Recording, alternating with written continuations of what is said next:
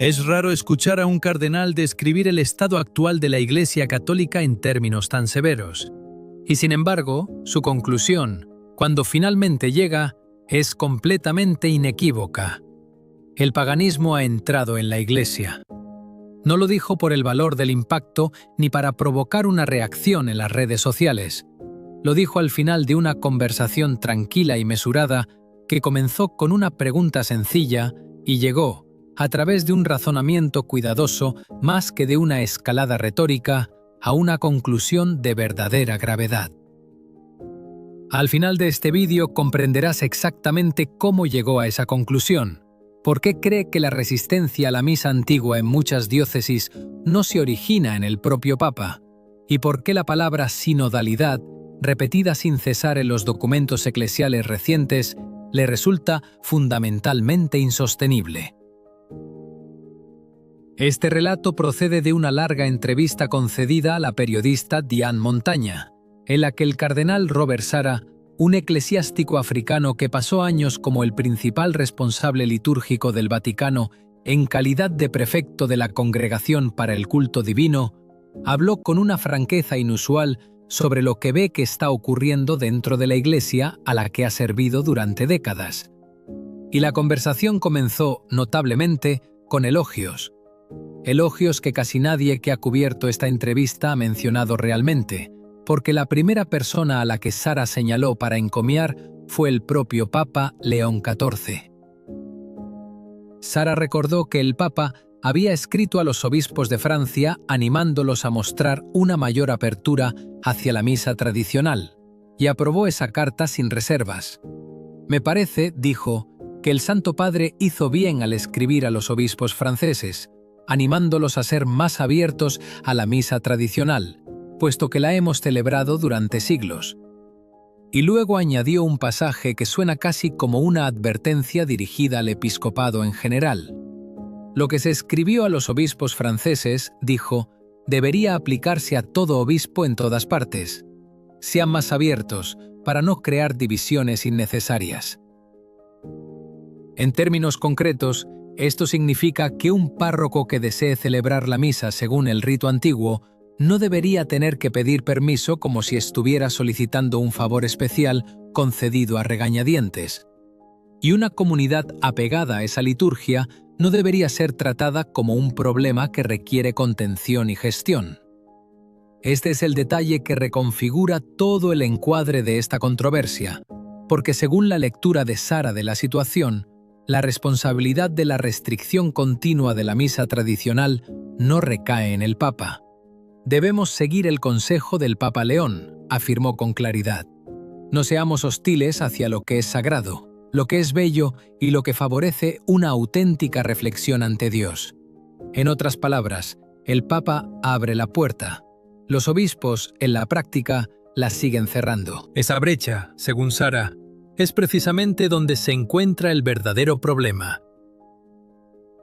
Luego llega el argumento decisivo, expresado en un puñado de palabras que pesan más que todo un tratado jurídico. No sé, dijo Sarah, ¿con qué autoridad impediríamos una liturgia que se ha celebrado durante siglos? Y profundizó en el punto. Esta liturgia tridentina tiene 16 siglos a sus espaldas. No podemos decir que lo que se ha hecho durante 1600 años ya no es válido hoy. Deténganse un momento en esto, porque se trata de una objeción fundamental, y precisamente por ser fundamental, resulta devastadora en su simplicidad. Si algo ha sido considerado sagrado durante 16 siglos, ¿quién posee la autoridad para declararlo de pronto impropio, peligroso o indigno de uso continuado? Este no es un número abstracto citado por efecto retórico. Esta es la misa de los mártires y de los santos, la liturgia que formó generación tras generación de cristianos, que acompañó el camino de Europa desde las catacumbas hasta sus grandes catedrales, que moldeó la vida interior de todos los santos canonizados de la Iglesia occidental antes de 1970. Borrarla o reprimirla funcionalmente mediante restricciones administrativas es como arrancar una página del álbum familiar y pretender que la historia de la familia comenzó en otro lugar. Sara, sin embargo, no está pidiendo una revolución ni un enfrentamiento abierto. Expresa la esperanza de que el documento restrictivo que actualmente rige la misa tradicional sea eventualmente revocado, pero también sugiere un camino más suave hacia adelante. Que el Papa simplemente siga animando a la apertura y que las restricciones se vayan desvaneciendo gradualmente, día a día y año tras año, mediante un cambio silencioso y paciente en la práctica pastoral, más que mediante una inversión dramática y confrontativa. Pero, ¿por qué la liturgia merece tanta atención y preocupación en primer lugar? No se trata simplemente de una cuestión de preferencia de sacristía, de interés solo para entusiastas con un gusto particular por el estilo ceremonial. Para el cardenal, la respuesta es exactamente la contraria. Hoy, insiste, esta es la cuestión más urgente a la que se enfrenta la Iglesia, porque concierne nada menos que a la relación entre el hombre y Dios. El hombre, dice, debe arrodillarse ante Dios, adorarlo, agradecerle y someterse a su voluntad. Y añade una frase que debería hacer detenerse de verdad a todo párroco. Necesitamos una liturgia sagrada, dice, no un juego, no un entretenimiento. El cardenal se vuelve entonces hacia la palabra que ha dominado el vocabulario eclesiástico católico en los últimos años, y aquí no suaviza en absoluto su lenguaje. Nunca he entendido este cambio, dice, este etiquetar a la Iglesia como sinodal. Siempre ha creído que la Iglesia es el cuerpo místico de Cristo, madre, maestra y esposa. ¿Por qué darle un nombre completamente distinto? Y esta pregunta no es una cuestión de mera semántica o de preferencia formal, porque un nombre nunca es simplemente una etiqueta adherida desde fuera. Un nombre describe una realidad.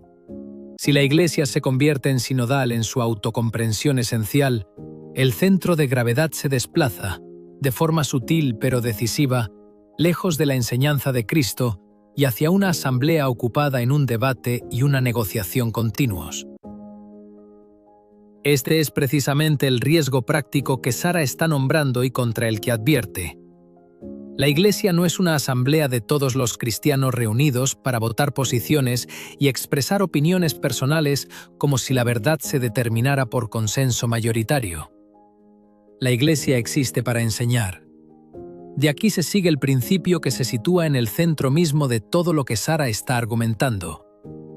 La doctrina no es algo sobre lo que se vota. Una enseñanza moral no puede someterse a una votación. Es una enseñanza recibida de Dios, no elaborada ni enmendada por ninguna asamblea humana, por muy ampliamente representativa que esa asamblea pretenda ser. Y ofrece un ejemplo directo e inequívoco para ilustrar exactamente lo que quiere decir. Algo no se convierte en moralmente aceptable simplemente porque una mayoría lo declare así, cuando el libro del Apocalipsis y el Catecismo de la Iglesia Católica afirman claramente lo contrario. La opinión mayoritaria, por muy sinceramente sostenida y por muy ampliamente compartida que sea, no puede anular lo que ha sido definitivamente revelado y definitivamente enseñado. Luego se vuelve hacia el documento específico que actualmente se está discutiendo, el texto final producido por uno de los grupos de estudios sinodales que abordan precisamente estas cuestiones controvertidas. Sara ha pedido al Papa que revise personalmente este documento antes de su publicación. Su preocupación se expresa con claridad: que un grupo de trabajo moldeado predominantemente por sensibilidades occidentales y supuestos culturales occidentales pueda terminar imponiendo su propia perspectiva particular a la Iglesia universal, como si esa perspectiva fuera simplemente la enseñanza católica misma, aplicable sin modificación a todas las culturas y continentes. Esto, en su opinión, es precisamente lo que ocurrió anteriormente con Fiducia Supplicans, el documento sobre las bendiciones que produjo una división aguda y pública en lugar de la unidad que pretendía promover. Y lanza una advertencia. Habrá reacciones negativas, dice, y este precedente tiene consecuencias graves. Aquel documento anterior provocó una respuesta unánime de los obispos de África, que declararon pública y colectivamente que sus disposiciones no se aplicarían en su continente, una división imprevista e incómoda que Sara teme que pueda repetirse fácilmente con cualquier nuevo documento que emerja del actual proceso sinodal. Y plantea una pregunta que, como eclesiástico africano que es, tiene para él un peso y un significado personal particulares. ¿Quién compone realmente este grupo de trabajo? ¿De qué naciones? ¿De qué culturas? ¿Africanas, asiáticas, europeas, oceánicas? ¿Es el grupo genuinamente representativo de toda la amplitud cultural de la Iglesia Universal o refleja principalmente los supuestos de una región particular que se impone a todas las demás bajo el lenguaje de la aplicación universal? Aquí, sin embargo, es necesario decir con claridad que esto no se enmarca como un ataque contra el propio Papa. Es más bien una cuestión de confianza institucional y de cuidado procedimental. El Santo Padre, dice Sara, es muy prudente y no permitirá la circulación de un texto que no haya aprobado personalmente tras un examen cuidadoso y atento. Y aquí llegamos al pasaje que da título a toda esta entrevista, el momento único que más ha viajado por los medios católicos en los días posteriores a que Diane Montaña publicara su conversación con el cardenal. Sara relata la única ocasión en su larga carrera en la que se sintió genuinamente obligado a criticar públicamente al Papa Francisco, y el recuerdo que elige compartir no es menor ni periférico. Vuelve al Sínodo de la Amazonía de 2019 y formula una pregunta que claramente ha permanecido con él a lo largo de los años transcurridos desde entonces. ¿Por qué?, pregunta, Nuestra Señora de Guadalupe, venerada en toda América Latina como la gran patrona del continente, no fue invitada a presidir simbólicamente aquel sínodo de alguna manera significativa. En su lugar, dice, se introdujo un ídolo en la propia San Pedro. Esta es una referencia directa a la controversia de la Pachamama, que estalló durante el Sínodo de la Amazonía, cuando estatuas que representaban una figura indígena de fertilidad fueron exhibidas y veneradas en ceremonias celebradas en los jardines del Vaticano, y más tarde dentro de una iglesia cerca de la Basílica de San Pedro. Un episodio que provocó una alarma genuina y generalizada entre católicos de múltiples continentes, no solo entre aquellos ya inclinados hacia las simpatías tradicionalistas. El recuerdo de Sara de aquel momento claramente no se ha desvanecido, y su disposición a invocarlo de nuevo ahora, años después, en el contexto de una preocupación más amplia sobre los procesos sinodales y la imposición cultural occidental, señala cuán significativo considera que aquel episodio sigue siendo. Luego se vuelve hacia algo más reciente, la visita papal a Singapur, durante la cual el Papa Francisco hizo declaraciones describiendo las distintas religiones del mundo como comparables a distintos caminos, distintas lenguas o dialectos, que en última instancia conducen todas hacia el mismo Dios. Sara plantea lo que considera la objeción teológica inevitable a ese encuadre. Pero entonces, pregunta, ¿qué significado retiene realmente la encarnación?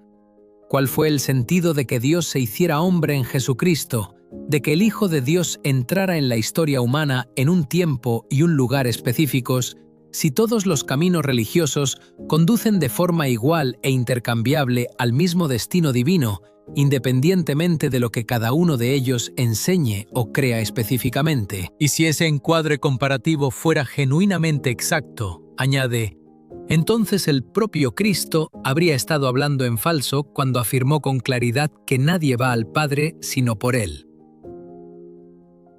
Es a partir de esta cadena específica de razonamiento, construida cuidadosamente a través del Sínodo de la Amazonía, el episodio de la Pachamama y las declaraciones de Singapur, más que a partir de cualquier incidente aislado sacado de contexto, que Sara llega a su conclusión final y más impactante. En otras palabras, dice, el paganismo ha entrado en la Iglesia. Esta no es una conclusión a la que llega a la ligera ni de forma retórica. Es el peso acumulado de varios episodios específicos, cada uno de los cuales implica lo que él percibe como una erosión de la pretensión única de la Iglesia de poseer y proclamar la plenitud de la verdad revelada en Jesucristo, sustituida gradualmente por un marco en el que todos los caminos espirituales se tratan como expresiones más o menos equivalentes de una búsqueda humana compartida de lo divino. Y, sin embargo, incluso habiendo llegado a esa severa conclusión, el principio subyacente que Sara continúa defendiendo a lo largo de toda la entrevista permanece enteramente estable e indudable. Nadie, bajo ninguna circunstancia, independientemente de la presión pastoral o de la sensibilidad cultural, puede cambiar la doctrina que el propio Cristo estableció y confió a su Iglesia. No nos pertenece, insiste. No existe ningún cambio de paradigma disponible para ningún papa, ningún sínodo ni ningún concilio que pudiera legítimamente alterar lo que ha sido definitivamente revelado. ¿Qué queda entonces para quienes observamos todo esto desde nuestras respectivas parroquias, lejos de Roma y lejos de las asambleas sinodales y de los grupos de trabajo teológicos cuya composición interna y deliberaciones probablemente nunca veremos en detalle?